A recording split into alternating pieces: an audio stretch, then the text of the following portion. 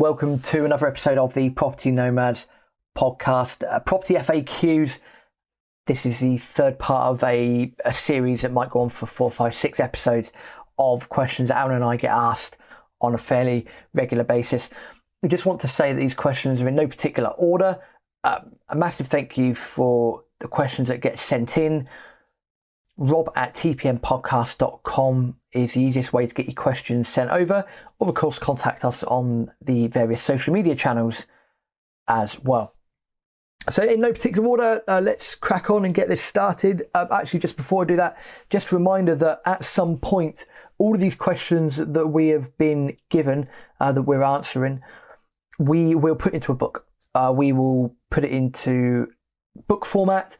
The reason for that is we appreciate that some people are going to be better audio learners, some people are better visual learners, so they need to see something. Some people are going to be better, as we say, kinetic learners, so they're going to need to hold something or touch something whilst they're learning, i.e. a book. So watch out for that. We will get around to that in due course. And I have to correct myself on something I said in the last episode of Property FAQs. I think even by the end of that episode, I realised I was tutting and umming and ahhing a lot more than I should do, which I thought diluted the quality of the episode itself. So my apologies for that. I'm just trying to keep up the high standards that we have here at the Property Nomads Podcast. So in no particular order, we will start at the top. How can you have multiple streams of property investing? I would say very simply, but it's not always that simple. But yes, you can easily have multiple streams of property investing. I said in the last episode that if you're going to get involved in something in property, you should focus on it. And our mentor, Rob Moore, says the same thing. You build up one pillar, become focused on one pillar, build up that one pillar. And then once you have built up that pillar, you've outsourced that pillar's running nicely and smoothly in the background, you then go on to the next pillar, and then you build it up, and then rinse and repeat the process. That's what Rob said the last time. You know, we had a quick chinwag. So you can have multiple streams in property. Now, you can achieve that in multiple ways, ironically. So you could have a buy-to-let portfolio. Then you could have some joint venture projects in the background. You could have a portfolio of HMOs, and then have a SIP, a self-invested pension, because you can use that to purchase commercial property or lend out on various aspects of property as well. So that could be one strategy. You could be deal sourcing. You could be matching investors to finance and vice versa. That's what Aaron does quite a lot of the time as well. Has access to people that want to invest, and then has access to clients that are after funds for various projects. So it's a case of matching them together. That's another way of having finance. You could have a podcast. You know, we started a podcast off to provide as much information as we could to you to help you get kick-started in property. As a result of that, having written books, having sponsors for the podcast, that's just another way to generate revenue whilst you're out and about adding value. You can have training programs, you can have mentorship programs, you can write books, you can, if you want to, do property consultancy. There are many things that you can do to have multiple streams of property investing. You can run an estate agency, you can run a lettings agent. And that's not even touching upon the many strategies that you can have within property. You can have commercial conversions, lease option business, rent-to-rent serviced accommodation business, houses and multiple occupation, HMO business. You can have a buy-to-let portfolio. You could be a public speaker. You could talk about property and get paid for it as well. You could host a network. Many, many things. What I would say, and again, this is from our mentor as well, focus on one thing. When you get started, focus on one thing, build up that pillar. Once you have achieved that pillar, boom, move on to the next one. What are the running costs of a property? If you already own your own home, probably no different, I would imagine. I will caveat this answer though and say that we're going to answer this from a buy-to-let point of view.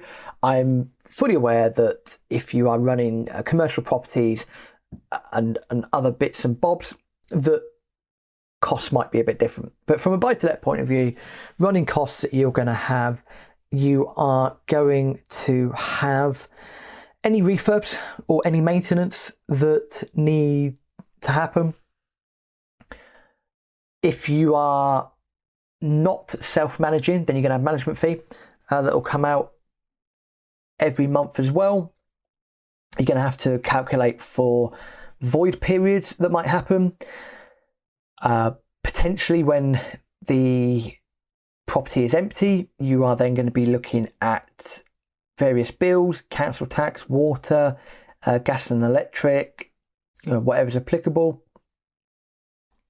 utilities basically in general. The easiest way to combat that is to start a MO account, so monthly operating expenses, MOE. And if you put 10% of the rental income, gross or net, however you want to run your business, into this account, then when something does pop up, you've then got that level of finance there that you're not panicking basically too much. We hear this quite a lot where people they're renting properties, they're having a good time, but they are either taking out all their cash, putting it into their back pockets at the end of each month, which again, nothing wrong with that at all, or they reinvest in 100% of it, which again, great idea. But then when something pops up, like say the boiler stops working, for example, if you haven't got the insurance to cover it, then that's an expense. And if you haven't got the cash in the bank, then it leads to all sorts of issues. You start panicking for no reason. So I would say create a monthly operating expenses account. Put 10% of your gross rent into that account at the end of each month, and just let that build up. Have a comfortable float of whatever you'd like. And then when something does happen, you've already accounted for it as such, and you could dip into that account rather than panicking and worrying. Yes, that will reduce your initial cash flow by a little bit, but again, learn from mistakes that we've made in the past. I would recommend getting that MO account set up. By the way, running costs of property also include property insurance. You need to have your home insurance there as well.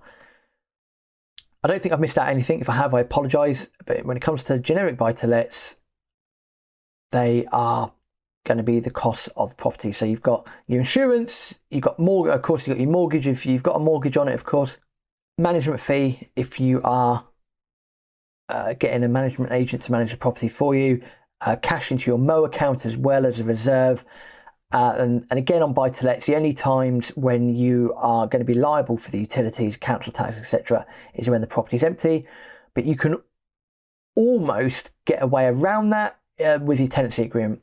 The most common thing that we have is a tenant decides to leave early for whatever reason, and it's explicitly written in our tenancy agreements that if they do that, that's fine, but they are still reliable for the bills. And we haven't had an issue with utility companies because all they have to do is look at the AST, and it says it quite clearly in the AST. As I said at the start, I'm aware that if you're running a commercial property or you're running a HMO, other strategies are available, that your running costs are probably going to be slightly different for whatever reason due to business rates and whatnot. So that answers that from a buy-to-let point of view. How do you source good tradespeople? That comes down to research. That comes down to, I say taking the risk. I don't mean that in a very derogatory way. I think that whenever we want to work with someone new, there is a slight risk there if you don't really know each other that well. So that's what I mean by that. So, take the risk and work with people. You can find, we say good tradespeople, recommendations, jump on social media, who's recommending who. Do you have estate agents that can recommend, a carpenter, a sparky, etc., etc.? Maybe lettings agents are going to be able to recommend those sorts of tradespeople as well. most estate and lettings agents are going to have their trusted team in-house anyway. So if you need an electrician to do a certificate, chances are speak it to your lettings agent. If you've got one, they'll be able to refer the work to their people. And of course, lettings agents want to work with reliable people, and estate agents, etc., want to work with reliable people anyway, because if the workmen are doing a good job, they're going to keep getting more work. Everyone's happy. You get what you want. The workman gets what they want. A lettings agent gets to facilitate business as well. And, some agents will cream a bit off the top as well. Happy days for them if they do. If you're not going via estate agents or lettings agents, again, you can check on social media. The internet's wonderful nowadays. Check a trader or trust a trader, whatever one it is. Trustpilot, numerous websites that you can check out as well. Always view the work that they've done within reason if you can. I appreciate pandemic has made that a bit harder, but any good work person is going to be proud of their work as well. One tip I've learned over the years is a bit askew with is always have a look at the quality of their van. If the van's in a good condition, clean condition, the chances are that their work is going to reflect their van. Now, this is a generic rule. If the van's scruffy, it's got a broken windscreen or a broken mirror or something, chances are that tradesperson probably doesn't give a toss, and that might mean that the work might be a bit shady. So always check out the quality of their van, and if it's in a clean and tidy state. General rule of thumb, but don't hold me to that. What do I need to do to successfully let a property, certificates, etc.? I'll try and keep this as evergreen as possible, for the fact that it'd be great to have the podcast as an evergreen podcast, but this is always chopping and changing. At the moment, and again, I'm going to do this on a buy-to-let point of view. What I'm aware of that you need a valid energy performance certificate. So again, at the time of recording, it should be an E or above, A being the very best, G being the very worst. There are going to be circumstances where you might have an F or a G, and you might still be able to rent it. Again, you need to work on that. For example, if the building is listed, for example, the EPC rating might be very, very poor, but you might still be able to let it because it's a listed building. Other things you need an electrical safety certificate nowadays, so you want to make sure that your properties have one of them, a 5-year periodical. Again, get an electrician to get that sorted for you. You also need an up-to-date consumer unit, etc. But the Sparky can go through that with you. Refer back to the last question. You can source a good tradesperson yourself online, or again, speak to your local estate agent, lettings agent. They should be able to facilitate that for you if necessary. A gas safety certificate, if your property has a mains gas connection, they've got a boiler, or an old back boiler or whatever it might be, you need a gas safety. They need to be done once a year as well. You also need smoke alarms in your properties as well, one on each floor. They don't necessarily have to be hardwired, to the best of my knowledge. If you've got a 10-year lithium battery, they will do in certain circumstances. And also if you've got a fuel appliance, like a boiler, or you might have a log burner or whatever it might be, you need a carbon monoxide alarm as per the regulations. You also need to have insurance. That is crucial. You definitely need to have insurance, so get that in place. When it comes to successfully letting a property, I'm not ALA registered, so I'm not on the Association of Residential Lettings Agents, but I am fully aware that there are various things that need to be followed. Right to rent checks as well need to be adhered to. When it comes to deposits, my understanding is that a deposit needs to be popped into a scheme, a government-backed scheme, but again, your lettings agents can do that for you. And as I've just said, and I'll repeat myself, I am not an I'm not a registered residential lettings agent, so I don't want to say a bunch of things if they don't turn out to be quite true. Check out the ALA website with what you need. But again, if you are having other people manage your properties for you, they should be able to have the qualifications that they need, and they should be able to take care of all of this for you. You might need other things like Legionnaires testing, right to rent checks, which we've just gone through, make sure deposits goes into the right place, and there are limits on deposits and whatnot as well. Also, I would say quite flippantly, what do I need to do to successfully let a property? Make sure you've got a good property in a good area that you know is going to rent, and that's where you have to do your research at the start. So when you buy in, find out what areas are working, what's going like hotcakes, what do people want, is it close to good schools, transport links, are the fundamentals there? If you've got the fundamentals there, then chances are that you've done your own homework, and it means you're going to have a better chance of successfully letting that property in the first place. So I'm hoping it answers that question for you. Another question here, what team will I need? Flippantly, you only need the New York Jets. Don't support the New York Jets, please. American football, I love them, but they're a pain. But assuming you mean a power team, you will need, over the course of your property investing experience, you're going to need quite a few people in your power team. To get started, you need a solicitor, you're going to need a mortgage broker, more than likely an accountant, quite possibly a tax planner. You will need to be on good terms with various estate agents, lettings agents. You might go down the route of property sourcing. Therefore, you need to befriend a property sourcer, because they'll be an invaluable part of the team. Tradespeople as well. Again, you can do that in two ways. You can do that yourself, or you can do that through your estate agent, lettings agent, or property sourcer. I think in a book, Buy to Let, How to Get Started, I think there's a list of 14 key people that you'll need in your power team. So I'll refer you back to that book. A link will be in the show notes.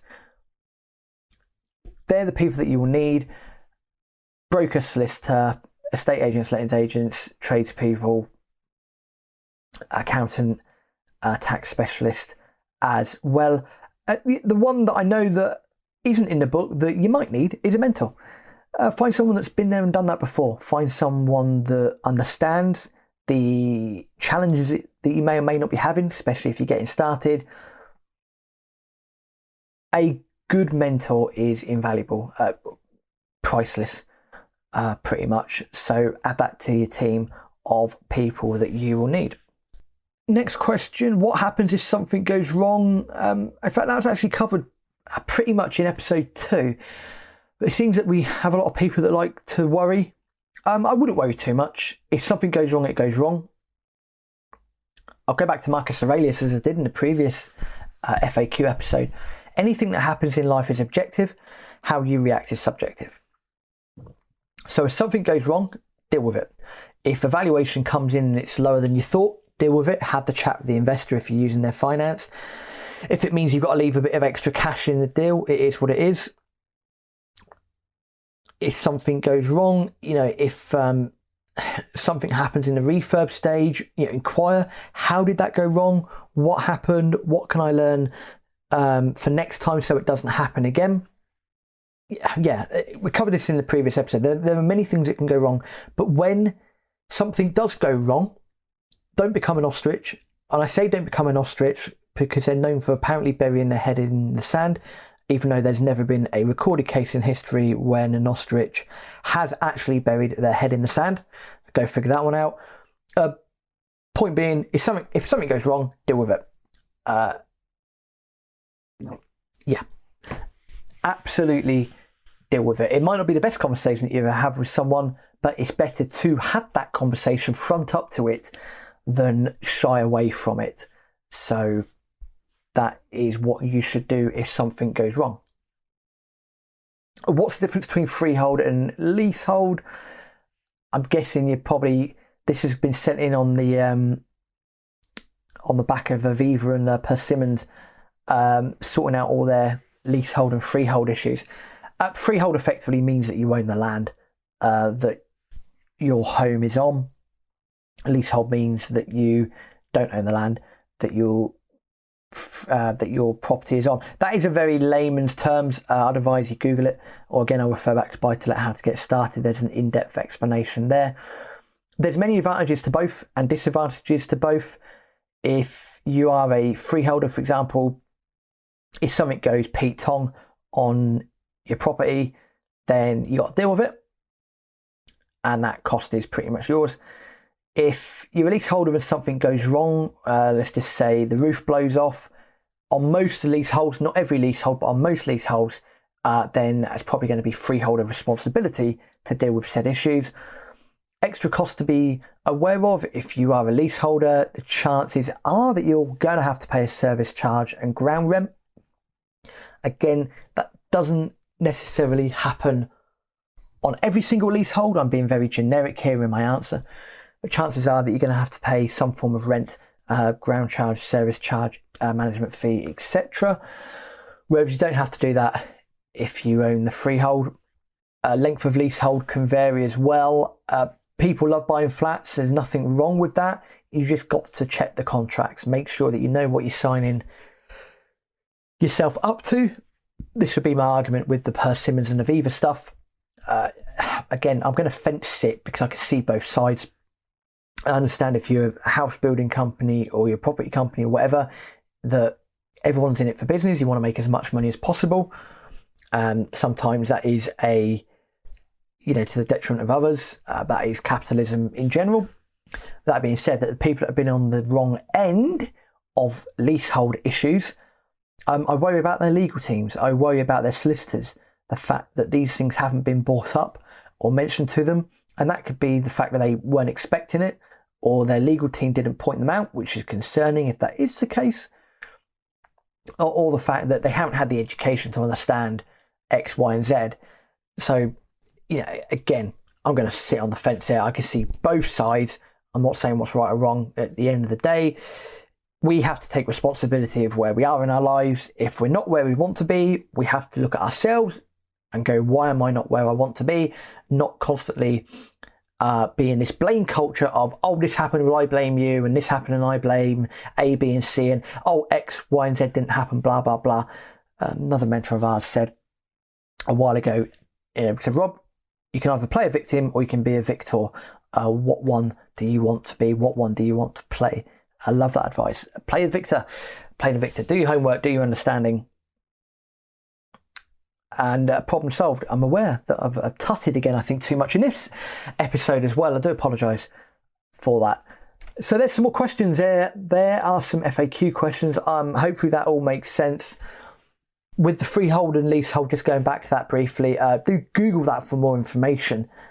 And always, no matter what property you're building, what type of property you're building, always inquire as whether it's freehold or leasehold. If it's a leasehold, inquire to the length of the lease.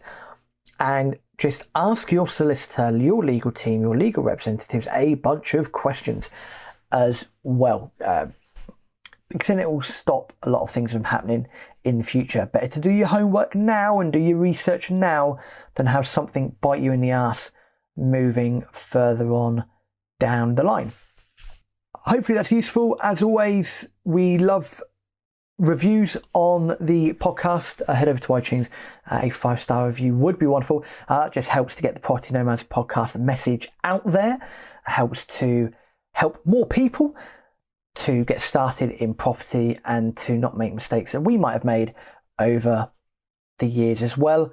We've got some great content coming up. Well, I appreciate that we're approaching episode 200, which is a great milestone as well. And it's thank you to your support, for you listening to the podcast, for you recommending the podcast, and that longevity that we're starting to build up as well. So a massive thank you to you. If you want any more questions answered, rob@tpmpodcast.com. Please email in and we'll do our best to get them answered. Until next time, hasta luego.